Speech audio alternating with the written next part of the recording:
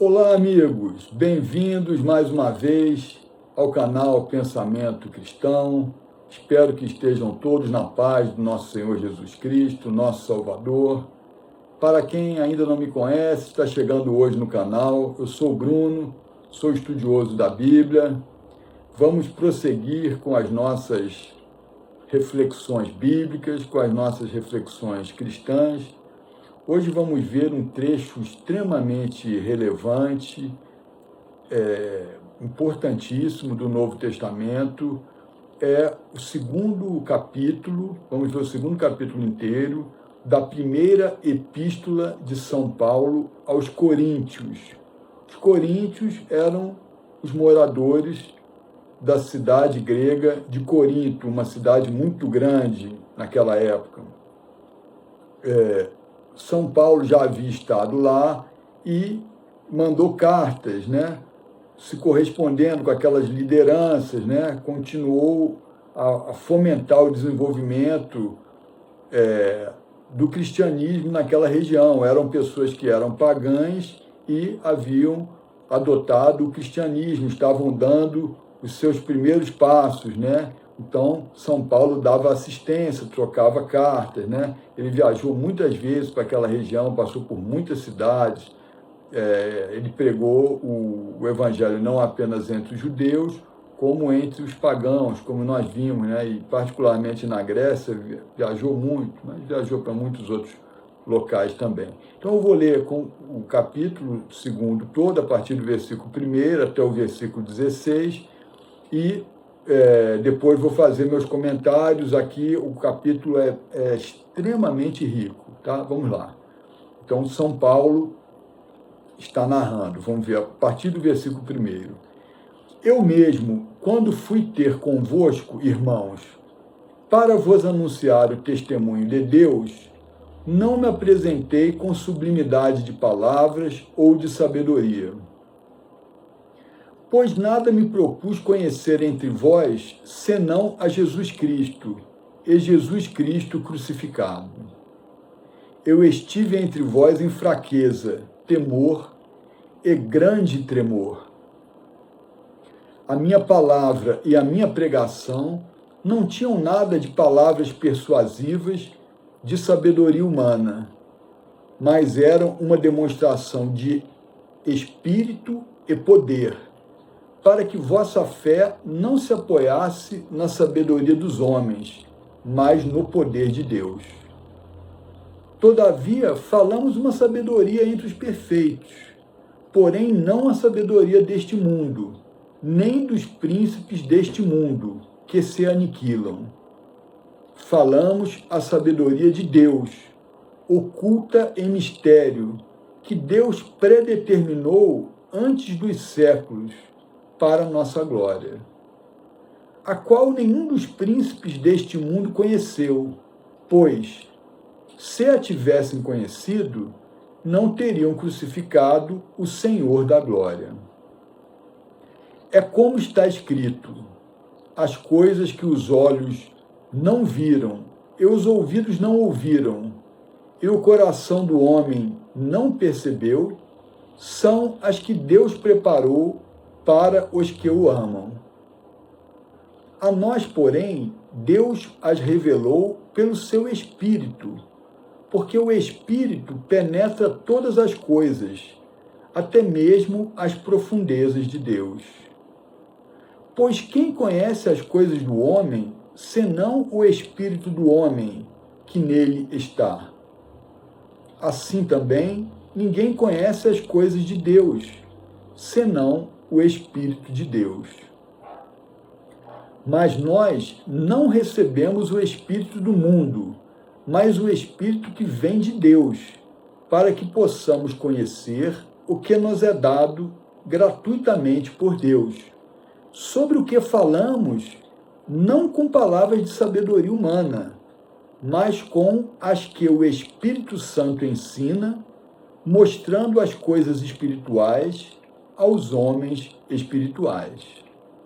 Ora, o homem natural não compreende as coisas do Espírito de Deus, pois lhe parecem loucuras, e não pode compreendê-las, porque elas se discernem espiritualmente.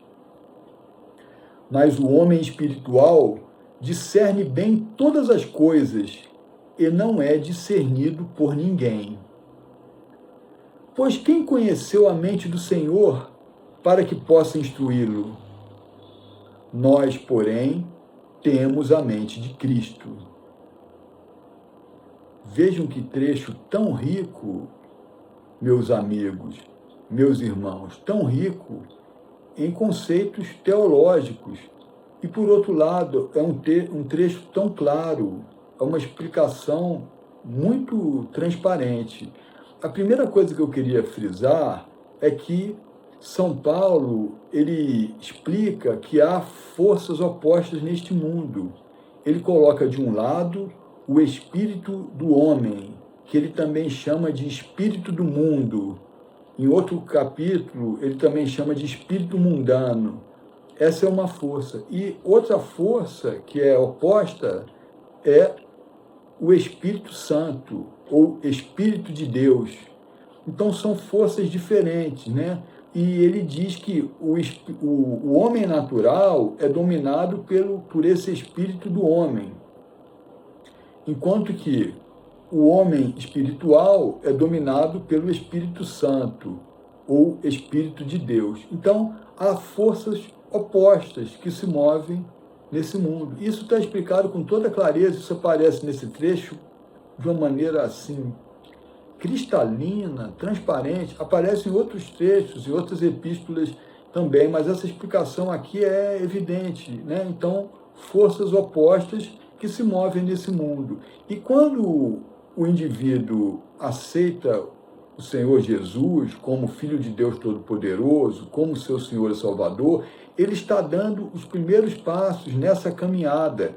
É uma caminhada em virtude da qual ele vai se afastar do espírito do mundo e ele vai se aproximar do Espírito Santo. E lentamente ele vai se aproximando mais e mais e mais e mais e mais do Espírito Santo. Cada vez mais. Ele vai se aproximando cada vez mais das coisas de Deus. Então é uma caminhada. São Paulo está alimentando esses recém-chegados ao cristianismo, que moravam na cidade de Corinto, com conceitos, com um fermento, para que o cristianismo cresça nos corações deles e cresça naquela região, né? Então ele trocava cartas, ele muitas vezes voltava em cidades às quais ele já havia estado, né? E se comunicava com aquelas lideranças. Então esse é o primeiro conceito que todo cristão deve saber, né? O espírito do mundo, ou o espírito do homem, ele pode até conduzir a uma sabedoria, que é uma sabedoria do mundo.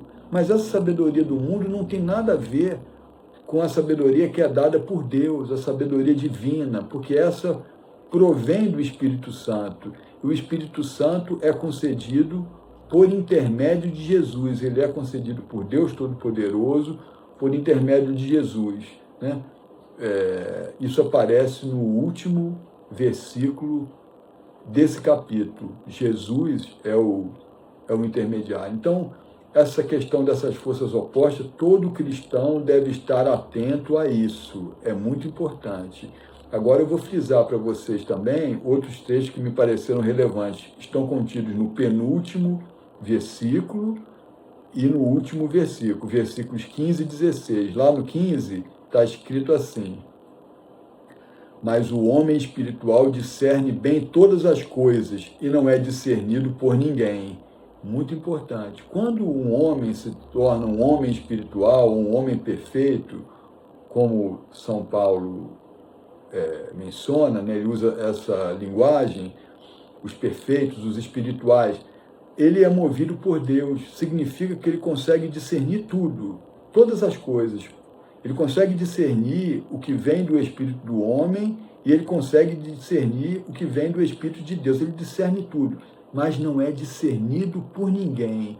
Uma pessoa que é movida pelo Espírito Santo, ela é movida por uma força superior. Ela é movida pela força de Deus, pela força de Jesus.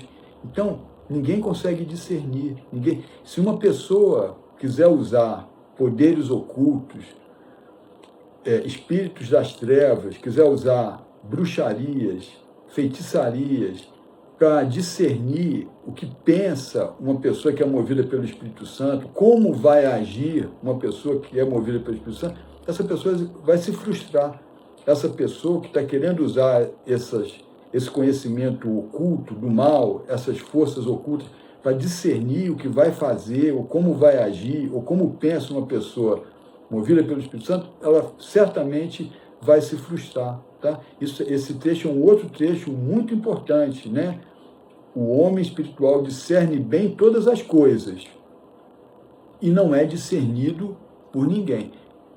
Ele pode até ser discernido por outro homem espiritual, certo? Quando se diz aqui não é discernido por ninguém, não é discernido por ninguém que não seja movido pelo Espírito Santo, né? Porque aqueles que são perfeitos e movidos pelo Espírito, esses discernem todas as coisas e discernem também as ações, o modo de agir, o modo de pensar dos outros, que também são espirituais, né? Há uma coisa chamada a comunhão dos santos, né? O corpo de Cristo, em que Jesus Cristo é a cabeça. Enfim, afinal, vou frisar o que eu já mencionei de passagem, está lá no último versículo. Pois quem conheceu a mente do Senhor para que possa instruí-lo? Nós, porém, temos a mente de Cristo.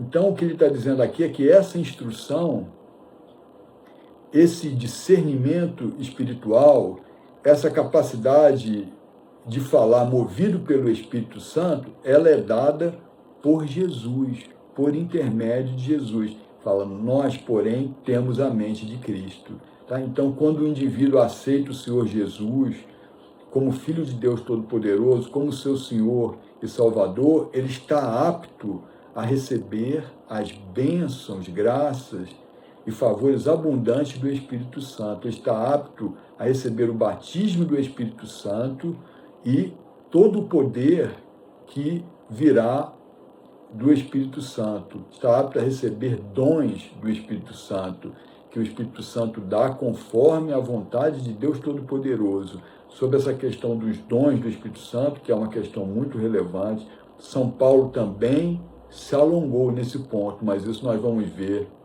em um outro vídeo. Vejam, meus amigos, que a gente lê um trecho como esse, a gente fica até feliz. Quanta informação importante um capítulo como esse nos dá.